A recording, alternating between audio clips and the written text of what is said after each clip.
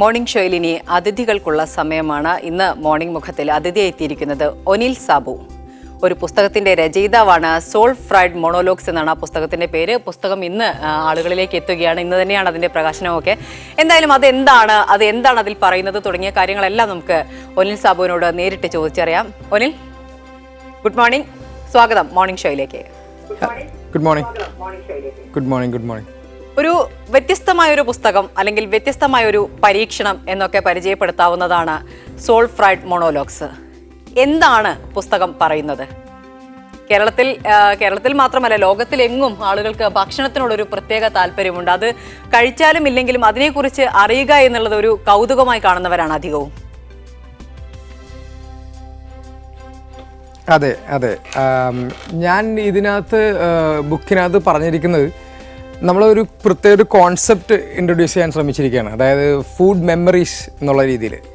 അതായത് നമ്മളിപ്പോൾ ചെറുപ്പത്തിൽ കഴിച്ചിട്ടുള്ള, ഇപ്പോൾ ഫോർ എക്സാമ്പിൾ ഡെയിലി കഴിക്കുന്ന പുട്ടും കടലയും, അതിനൊരു മെമ്മറി ഉണ്ട്. അതായത് നമ്മൾ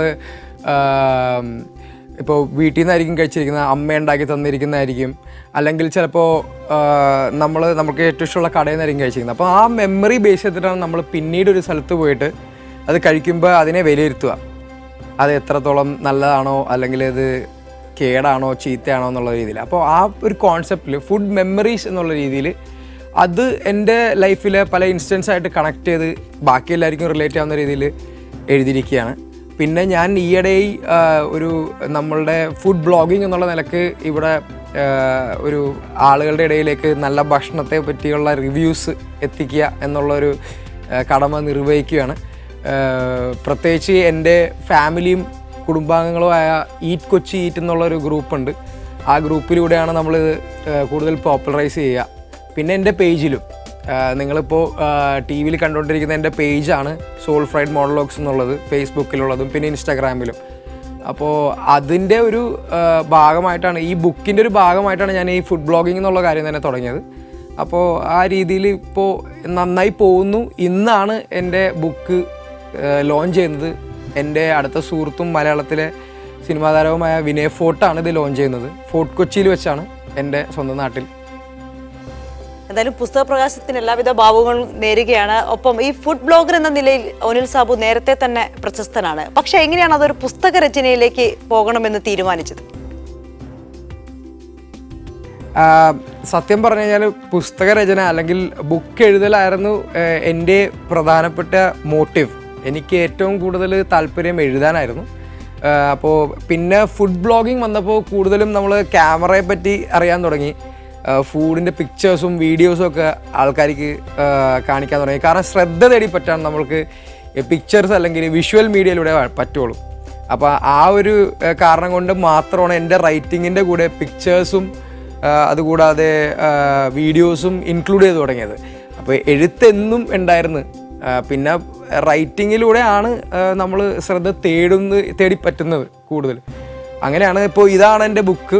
അപ്പോൾ ഞാൻ ആക്ച്വലി എൻ്റെ ബുക്കിൽ എന്താ പറയുക, എൻ്റെ കവർ പേജിൽ കൊടുത്തിരിക്കുന്ന ആൾക്കാർക്ക് ഐഡൻറ്റിഫൈ ചെയ്യാൻ വേണ്ടിയാണ് കൂടുതലും ഈ ബുക്ക് എൻ്റെ തന്നെയാണെന്നുള്ള രീതിയിൽ.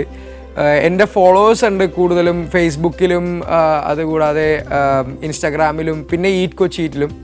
അപ്പോൾ അവരെല്ലാവരും വളരെ എക്സൈറ്റഡാണ് എന്നെ പോലെ തന്നെ ഈ ബുക്ക് ഇറങ്ങുന്നതിന്. അപ്പോൾ അതിൽ എല്ലാവരോടും ഒരു നന്ദി പറയാനുണ്ട്. ഈ ബുക്ക് ഇതൊരു എൻ്റെ ഡ്രീമായിരുന്നു, അത് റിയാലിറ്റി ആയി മാറിയതിന്. അപ്പോൾ I hope everybody connects to it after reading. ശരിയാണ്. പുസ്തകത്തിലെ നേരത്തെ ഇതിലെ അധ്യായങ്ങളെ കുറിച്ച് ഒരു ചെറിയ പരാമർശങ്ങൾ നേരത്തെ ഫേസ്ബുക്ക് സെർച്ച് ചെയ്തപ്പോഴൊക്കെ കണ്ടിട്ടുണ്ട്. ഓരോ അധ്യായത്തിനും ഭക്ഷണങ്ങളുടെ പേര് നൽകിക്കൊണ്ട് തന്നെ വൈവിധ്യമാക്കാൻ ശ്രമിച്ചിട്ടുണ്ട് പരമാവധി. എങ്ങനെയാണ് അത്തരത്തിലൊരു പരീക്ഷണത്തിലേക്ക്, അല്ലെങ്കിൽ ഒരു പുസ്തകമാകുമ്പോൾ അത് ആ രീതിയിൽ കൊണ്ടുപോയാൽ നന്നായിരിക്കും, അത്തരത്തിലൊരു കൺസെപ്റ്റിലേക്ക് എത്തിയത്? അതായത് ഇതൊരു എൻ്റെ ബുക്ക് എന്ന് പറയുമ്പോൾ ഒരു സോൾ ഫ്രൈഡ് മോണോലോഗ്സിന് ഒരു അർത്ഥമുണ്ട്. അത് മോണോലോഗ്സ് എന്ന് പറയുമ്പോൾ നമ്മൾ സ്വന്തമായിട്ട് സംസാരിച്ചുകൊണ്ടിരിക്കുക എന്നുള്ളതാണ്. ഇപ്പോൾ എൻ്റെ കോൺസെപ്റ്റ് എന്ന് പറഞ്ഞു കഴിഞ്ഞാൽ ഇതിനകത്ത് ഓരോ ചാപ്റ്റേഴ്സും ഓരോ ഡിഷാണ്. നമ്മൾ കഴിക്കുന്ന ഓരോ ഡിഷ് ആണ് ഇതിനകത്തുള്ള ചാപ്റ്റേഴ്സ്. അപ്പോൾ ഞാനൊരു ഫുഡിയാണ്, ഒരു ഫുഡ് ഗ്രൂപ്പിലുള്ളതാണ്. അപ്പോൾ എല്ലാവരും എന്നെ കണക്ട് ചെയ്യുന്ന ഒരു ഫുഡി ആയിട്ടാണ്. അപ്പോൾ ആ രീതിയിൽ നോക്കിക്കഴിയുമ്പോൾ എല്ലാവർക്കും ഈസിയായിട്ട് കണക്ട് ആവുന്ന രീതിയിൽ ഒരു റെസ്റ്റോറൻറ്റിൽ പോയിരിക്കുന്ന ഒരു രീതിയിലുള്ള കോൺസെപ്റ്റാണ്. നമ്മളൊരു റെസ്റ്റോറൻറ്റിൽ പോയിരിക്കുന്നത് സോൾ ഫ്രൈഡ് മോണോലോഗ്സ് എന്ന് പറഞ്ഞിട്ട് നമുക്ക് ഇഷ്ടമുള്ളത് ഓർഡർ ചെയ്യാം. അതായത് നമുക്ക് ഏത് ചാപ്റ്റർ വേണമെങ്കിലും വായിക്കാം, ഏത് ദിവസം ഏത് സമയത്ത് വേണമെങ്കിലും വായിക്കാം. പിന്നെ ഓരോ ചാപ്റ്ററിന് അതിൻ്റെ ആയിട്ടുള്ള കഥകളുണ്ട്. ഞാനത് തിരഞ്ഞെടുത്തപ്പോൾ ഫുഡ് ബേസ് ചെയ്തിട്ട് ഉള്ള ഇൻസ്റ്റൻസസ് ആണ് എനിക്ക് ഏറ്റവും കൂടുതലും ലൈഫിൽ കൂടുതൽ അറിവുകൾ തന്നിട്ടുള്ളത്.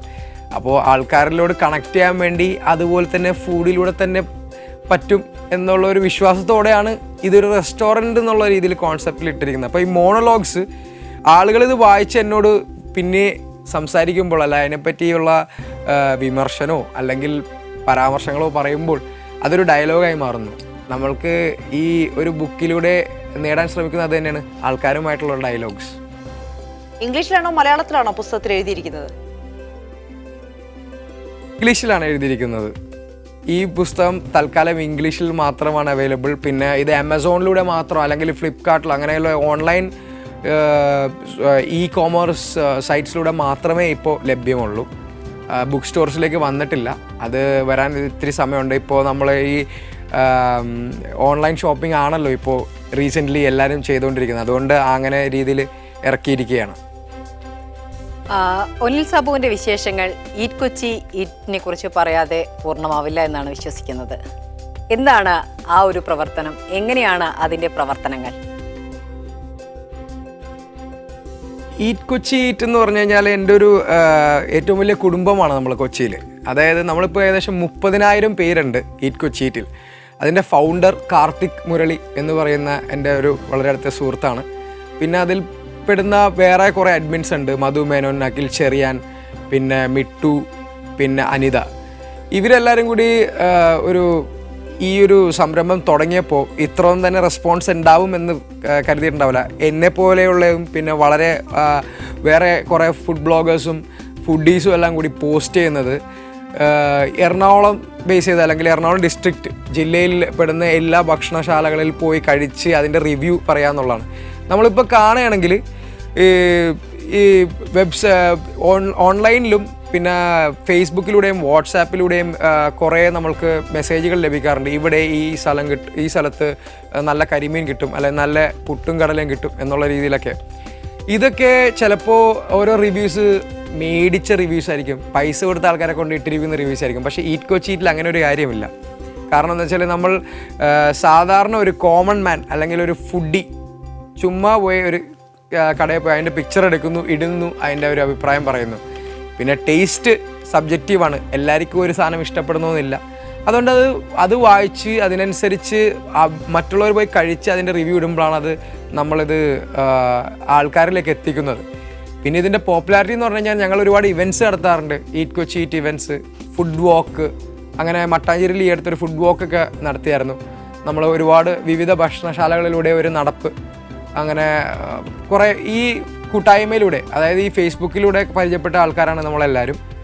അതിലൂടെ തന്നെ ഒരു ഇൻട്രസ്റ്റ്, അതായത് നല്ല ഭക്ഷണം കഴിക്കണമെന്നുള്ള ആ ഒരൊറ്റൊരു ഒരുമ, അതിൻ്റെ ബേസിസിലാണ് ഇതിൻ്റെ ഒരു വിജയം ഞാൻ കാണുന്നത് ഈറ്റ് കൊച്ചി ഈറ്റിൻ്റെ. കുറഞ്ഞ കാലം കൊണ്ട് തന്നെ വളരെയധികം ശ്രദ്ധ നേടിയ ഒരു കൂട്ടായ്മയാണ് ഈറ്റ് കൊച്ചി ഈറ്റ്. ഇപ്പോൾ സാബു നേരത്തെ സൂചിപ്പിച്ചതുപോലെ തന്നെ സാബുവിൻ്റെ പുസ്തകത്തിൽ കേരള വിഭവങ്ങൾ മാത്രമാണോ ഉൾപ്പെടുത്തിയിരിക്കുന്നത്, അതോ മറ്റ് സ്ഥലത്തെ, അതായത് മറ്റ് പ്രാദേശിക വൈവിധ്യങ്ങളും ഒക്കെ ഉൾപ്പെടുത്തിക്കൊണ്ടുള്ള ഒരു പുസ്തകമാണ്? എൻ്റെ പുസ്തകത്തിൽ കേരളത്തിൻ്റെ മാത്രമല്ല, കാരണം ഞാൻ സഞ്ചരിച്ചിരിക്കുന്ന എല്ലാ രാജ്യങ്ങളിലെയും ഓരോ ഡിഷ് ഉണ്ടാവും. കാരണം ഞാൻ പഠിച്ചത് UK-ലാണ്. അപ്പോൾ അവിടുത്തെ കുറേ അനുഭവങ്ങളുണ്ട്. അവിടെയാണ് കൂടുതൽ ഫുഡിനോട് അടുപ്പം തോന്നിയത്. കാരണം ഞാൻ വെയിറ്ററായിട്ടും ബാർടെൻഡറുമായിട്ടൊക്കെ വർക്ക് ചെയ്തിട്ടുണ്ട്. അപ്പോൾ അവിടെ നിന്നും കിട്ടിയ അനുഭവങ്ങൾ ബേസിസിലാണ് ആക്ച്വലി ഈ ബുക്ക് തുടങ്ങുന്നത് തന്നെ. പിന്നെ ഞാൻ വർക്ക് ചെയ്ത ബാംഗ്ലൂർ, ബോംബെ എന്നിവിടങ്ങളുള്ള സുഹൃത്തുക്കൾ, അങ്ങനെ എൻ്റെ ബെസ്റ്റ് ഫ്രണ്ട്സ് കൊച്ചിയിലുള്ള, അപ്പോൾ അവരെയൊക്കെ ബേസ് ചെയ്തിട്ടുള്ള നമ്മൾ ചെറുപ്പം തൊട്ട് കഴിച്ചു വരുന്ന എല്ലാം കേരളം മാത്രമല്ല വേൾഡ് കുസീനാണ്. എൻ്റെ ബുക്കിൻ്റെ ബാക്ക് പേജിൽ തന്നെ ഓൾ കുസീൻസ് എന്നും പറഞ്ഞും എഴുതിയിട്ടുണ്ട്. അതിനെ ബേസ് ചെയ്തിട്ടാണ് ഞാൻ ഈ ബുക്ക് തയ്യാറാക്കിയിരിക്കുന്നത്. ഭക്ഷണം നേരത്തെ സൂചിപ്പിച്ചതുപോലെ എല്ലാവർക്കും ഇഷ്ടപ്പെടുന്ന ഒരു കാര്യം തന്നെയാണ്. പക്ഷേ അതിലെ സംസ്കാരം അത് വ്യത്യസ്തമാണ്. ഇപ്പം നേരത്തെ സൂചിപ്പിക്കുകയുണ്ടായി, വിദേശ രാജ്യങ്ങളിലുള്ളൊരു ഭക്ഷണ സംസ്കാരം അതല്ല ഇന്ത്യയിലുള്ളത്. ഇന്ത്യയിൽ തന്നെ വൈവിധ്യങ്ങൾ ഏറെയാണ്. കേരളത്തിലേക്ക് വരുമ്പോൾ, കേരളത്തിൽ തന്നെ മലബാറിലേക്ക് വരുമ്പോൾ അത് വേറൊരു കൾച്ചറാണ് അവിടെ പ്രദാനം ചെയ്യുന്നത്. അതുകൊണ്ട് തന്നെ അത്തരത്തിലൊരു ഏകീകരണ സ്വഭാവം അല്ലെങ്കിൽ ഒരു ഏകീകൃത ഭാവം അതിന് ഈ പുസ്തകത്തിൽ വരുത്താൻ ശ്രമിച്ചിട്ടുണ്ടോ? കാരണം ഇത് എല്ലാവർക്കും ഇഷ്ടപ്പെടുന്ന രീതിയിൽ, എല്ലാവർക്കും ആസ്വദിക്കാവുന്ന രീതിയിൽ രചിച്ചു എന്നുള്ളൊരു തോന്നലുണ്ടായിട്ടുണ്ടോ? ഒരു കോൺസെപ്റ്റ് നമ്മൾ പുതിയതായിട്ട് ഇൻട്രൊഡ്യൂസ് ചെയ്യുമ്പോൾ അതിൻ്റെ ആയിട്ടുള്ള ഒരു ഭയം നമുക്ക് ഉണ്ടാവും, ഇത് എല്ലാവരും എങ്ങനെ അക്സെപ്റ്റ് ചെയ്യും എന്നൊക്കെ ഉള്ള. പിന്നെ പക്ഷേ ഞാൻ ഈ കോൺസെപ്റ്റിനെ പറ്റി വളരെയധികം കോൺഫിഡൻ്റ് ആണ്. കാരണം എന്ന് വെച്ചാൽ എൻ്റെ ഫുഡ് ബ്ലോഗിലൂടെ ഇതിൻ്റെ ചെറിയ ചെറിയ ഗ്ലിംസസ് ഞാൻ എല്ലാവർക്കും കൊടുത്തിട്ടുണ്ട്, ഒരു ഹിൻഡ്. അതായത് നമ്മൾ എഴുതുന്ന രീതി അങ്ങനെയാണ്. ഭക്ഷണം എല്ലാവർക്കും പ്രിയപ്പെട്ടതാണ്, എല്ലാവർക്കും ഇഷ്ടപ്പെടാം. There is only one love for food. അല്ലാതെ ആരും ഭക്ഷണത്തെ വെറുക്കുന്നില്ല. ചിലയിടത്ത് കിട്ടാതെ പോകുന്നതും ഭക്ഷണമാണ്. അപ്പോൾ ഭക്ഷണം എന്ന് പറഞ്ഞ സാധനം വളരെ വിലയുള്ളതാണ്. നമ്മൾ അതിനെ പറ്റിയുള്ള ഓർമ്മകളും ചിന്തകളും അല്ലെങ്കിൽ അതിനെപ്പറ്റിയുള്ള നമ്മളെ പറ്റിയുള്ള നമ്മൾ തേടി നടക്കുന്നതും ഈ ഒരു ലവ് കാരണമാണ്, ഭക്ഷണത്തിനോടുള്ള ഒരു പ്രിയം കാരണമാണ്. ഈ ഈറ്റ് കൊച്ചി ഈറ്റായാലും അല്ലെങ്കിൽ സോഷ്യൽ മീഡിയയിൽ പോപ്പുലറായ ഏത് ഫുഡ് ബ്ലോഗും അല്ലെങ്കിൽ ഫുഡിൻ്റെ ഒരു വെബ്സൈറ്റ് ആണെങ്കിലും ഈ ഒരു ലവ് ഫോർ ഫുഡ് അത് കോമൺ ആണ്. ഒരാൾക്ക് വ്യക്തിപരമായിട്ടും പിന്നെ അതല്ലാണ്ട് കൂട്ടായ്മയായിട്ടും ബന്ധപ്പെട്ടുമുള്ള ഒരു ചിന്തയാണ് അല്ലെങ്കിൽ ഒരു കോൺസെപ്റ്റാണ്. അപ്പോൾ ആ കോൺസെപ്റ്റ് ബേസ് ചെയ്ത് തന്നെയാണ് ഞാൻ ഈ പുസ്തകം ഉണ്ടാക്കിയിരിക്കുന്നത്. ആ ലവ് ഫോർ ഫുഡ് എന്നുള്ള രീതിയിൽ എല്ലാവർക്കും ഇത് കണക്ട് ചെയ്യാൻ പറ്റും. അപ്പോൾ ആ ഒരു ബേസിസിലാണ് എനിക്ക് ഇതിനെപ്പറ്റി എന്താ പറയുക, ഒരു കോൺഫിഡൻസ് ഉണ്ട്. ആൾക്കാർക്ക് ഇത് കണക്ട് ചെയ്യാൻ പറ്റും വായിച്ചു കഴിഞ്ഞാൽ. പിന്നെ ഇതിനകത്ത് പിക്ചേഴ്സ് ഇല്ല എൻ്റെ ബുക്കിൽ. കാരണം എന്ന് വെച്ചാൽ അതിനുവേണ്ടി ആൾക്കാർ എൻ്റെ ബ്ലോഗിലോ അല്ലെങ്കിൽ ഇൻസ്റ്റാഗ്രാം അക്കൗണ്ടിലോ പോയി നോക്കേണ്ടി വരും. ഈ പറയുന്ന ഉൾപ്പെടുത്തിയിരിക്കുന്ന മിക്കതിൻ്റെയും പിക്ചേഴ്സ് അതിനകത്തുണ്ട്. എന്തായാലും ഇതൊരു പരീക്ഷണമാണ്. ഭക്ഷണം ഇഷ്ടപ്പെടുന്ന ആളുകളുടെ മനസ്സ് കീഴടക്കാനുള്ള ഏറ്റവും നല്ല മാർഗം രുചിയേറിയ ഭക്ഷണം അവർക്ക് കൊടുക്കുക എന്നുള്ളതാണ് എന്ന് പറയാറുണ്ട്. സത്യം തന്നെയാണ്. അതുകൊണ്ട് അത്തരത്തിലൊരു പരീക്ഷണത്തിലൂടെയാണ് ഒനിൽ സാബു എന്നുള്ളൊരു പേര് മലയാളികൾക്കിടയിൽ പരിചിതമാവാൻ പോകുന്നത്, അല്ലെങ്കിൽ പരിചിതമായിരിക്കുന്നത് ഇതിനോടകം തന്നെ. എന്തായാലും ഈ പുസ്തകം വലിയ തോതിൽ ആളുകൾ വായിക്കട്ടെ, അറിയട്ടെ എന്ന് നമുക്ക് ആശംസിക്കാം. എല്ലാ ഭാവുകങ്ങളും. Thank you very much.